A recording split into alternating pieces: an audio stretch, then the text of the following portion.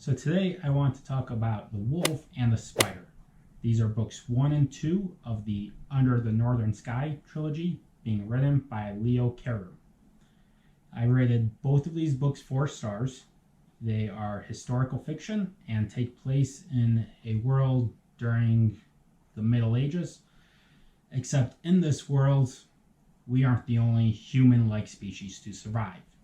You also have the Anakim, who have their own culture, own civilization, very similar to humans, except they live roughly 200 years.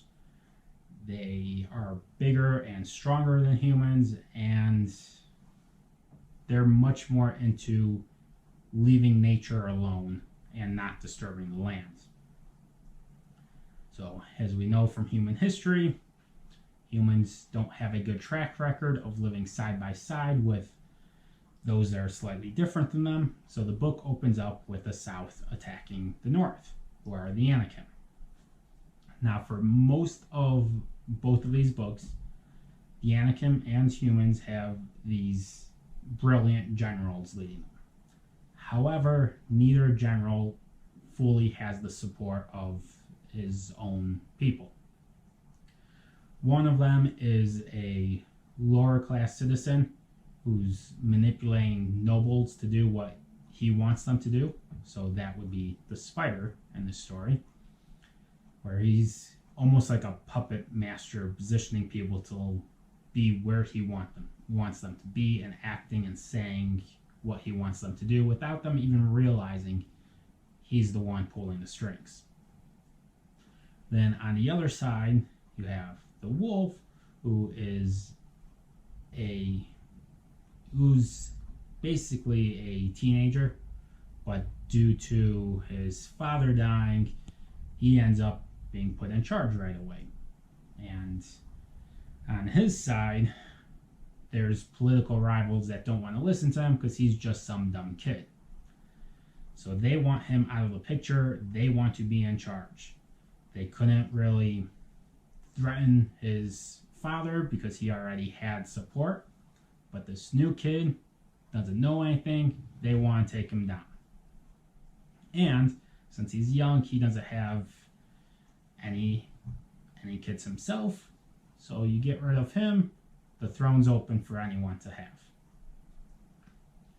So on top of these two generals having to face each other, they're also worried and having to be concerned about others within their own country ruining their plans, setting them up for failure, and multiple times through the books they are set up to fail and have to overcome these obstacles that are being put on their own side, they're being put in front of them by their own side.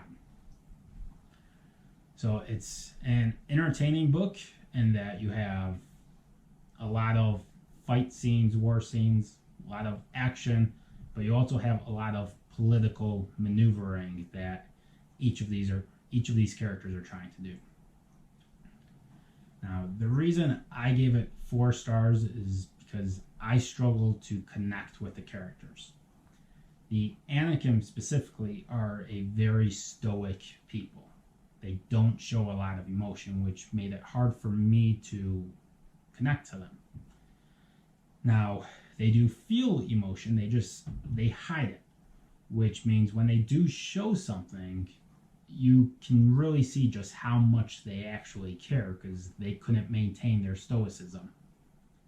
So it amplifies everything that they do. So for another reader, they could definitely connect to them. It was just me personally, I couldn't. And for that reason, I gave it 4 stars because, again, I couldn't form that connection without more emotional showings.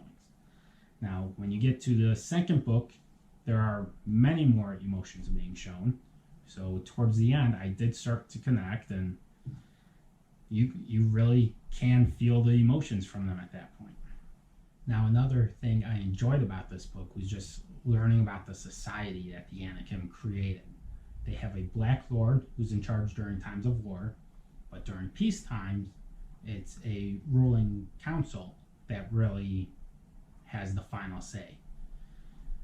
On top of that, they also have this secret society whose job it is to make sure that the Black Lord doesn't become a damaging influence on the people as a whole.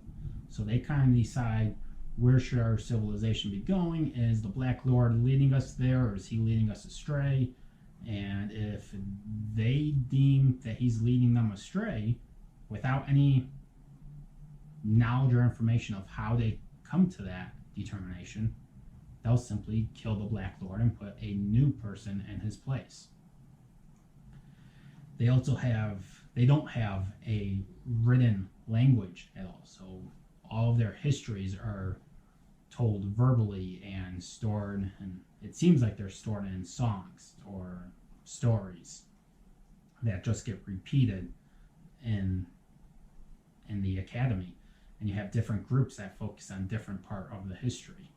So that's really fun to see. It was also interesting to see the motivation behind why the humans and the Anakim want to fight each other, because it starts off with the Anakim are similar to Vikings in that they terrify the Southerners.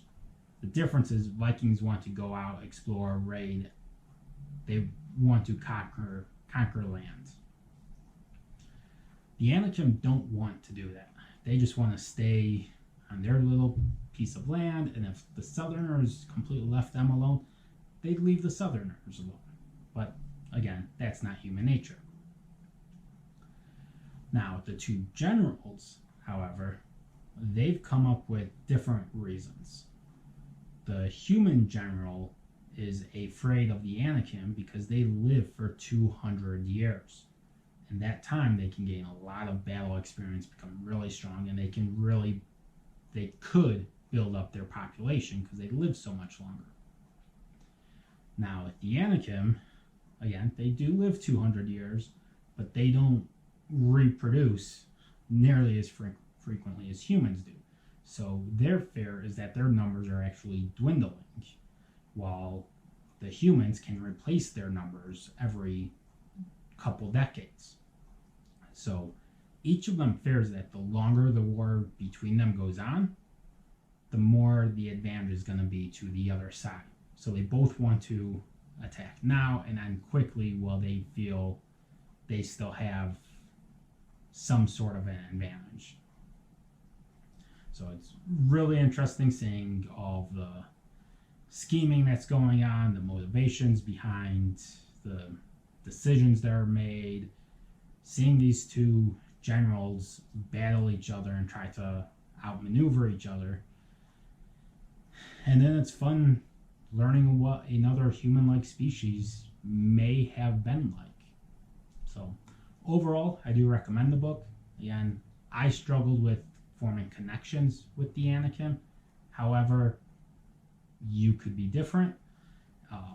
And I've seen other reviews where they've formed that strong connection to them, and they consider this one of their favorite books of all time. So to sum up, if you are someone who likes an intricate plot line and a lot of action in your books, then I think you'll enjoy this one. If on the other hand you have to have a emotional connection to the characters, you may struggle because of the stoicism from the Anakim.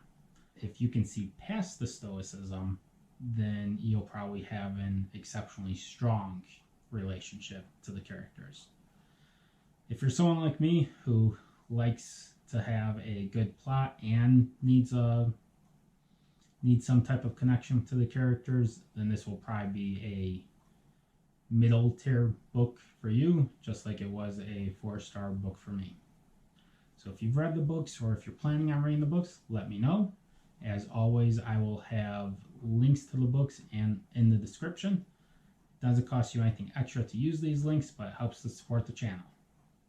So until next time, bye.